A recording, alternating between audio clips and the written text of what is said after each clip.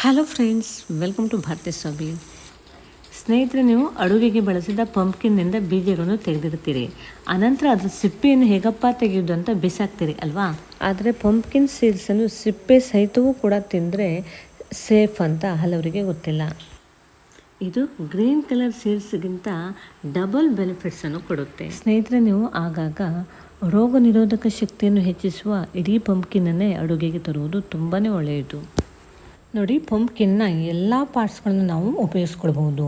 ಇದರ ಬೀಜಗಳನ್ನು ಕೂಡ ನೋಡಿ ಸಪ್ರೇಟಾಗಿ ಕಲೆಕ್ಟ್ ಮಾಡ್ಬೋದು. ನಾನು ಚಿಕ್ಕವಳಿರುವಾಗ ಅಮ್ಮ ಪಂಪ್ಕಿನನ್ನು ಕಟ್ ಮಾಡಿದವಾಗ ಮಕ್ಕಳೆಲ್ಲ ನಾವು ಓಡಿ ಬರ್ತಾ ಇದ್ವಿ. ಆವಾಗ ತಕ್ಷಣವೇ ಅದನ್ನು ಪಾಲು ಹಚ್ಚಿಕೊಂಡು ತಿಂತಾಯಿದ್ವಿ. ತುಂಬ ಖುಷಿ ಆಗ್ತಿತ್ತು. ಸ್ನೇಹಿತರೆ, ಸಂಶೋಧನೆಗಳು ಹೇಳುವಂತೆ ಇದರ ಸಿಪ್ಪೆ ಸಹಿತ ಆರೋಗ್ಯಕ್ಕೆ ತುಂಬಾ ಒಳ್ಳೆಯದು. ಆದ್ದರಿಂದ ಸಿಪ್ಪೆ ಇರುವ ಪಂಪ್ಕಿನ್ ಸೀಡ್ಸನ್ನು ಕೂಡ ತಿನ್ನುವುದು ಸೇಫ್ ಅಂತ ತಜ್ಞರ ಅಭಿಪ್ರಾಯ. ಸ್ನೇಹಿತರೆ, ನೀವು ಅಡುಗೆಗೆ ಪಂಪ್ಕಿನನ್ನು ಮನೆಗೆ ತಂದಾಗ ಅದರ ಬೀಜಗಳನ್ನು ಸಪ್ರೇಟ್ ಮಾಡಿ, ಅನಂತರ ಒಂದು ಬೌಲ್ನಲ್ಲಿ ಹಾಕಿ ಅದಕ್ಕೆ ನೀರು ಹಾಕಿ ಒಮ್ಮೆ ತೊಳೆಯಿರಿ. ಈಗ ನೀವು ಅದನ್ನು ಹಾಗೆ ಮನೆಯವರೆಲ್ಲರೂ ತಿನ್ಬಹುದು ಅಥವಾ ಒಣಗಿಸಿ ಇಟ್ಟುಕೊಂಡು ಸ್ವಲ್ಪವನ್ನೇ ಉಪಯೋಗಿಸ್ಬೋದು. ನೋಡಿ, ಇದನ್ನು ತಕ್ಷಣ ತಿಂದ್ರೆ ತುಂಬಾ ಟೇಸ್ಟ್ ಇರುತ್ತೆ, ಸಿಹಿಯಾಗಿರುತ್ತೆ. ಹಾಗೆ ಇವುಗಳನ್ನು ರೋಸ್ಟ್ ಮಾಡಿ ಹೆಲ್ದಿ ಸ್ನ್ಯಾಕ್ಸ್ನಂತೆ ಕೂಡ ಯೂಸ್ ಮಾಡ್ಬೋದು.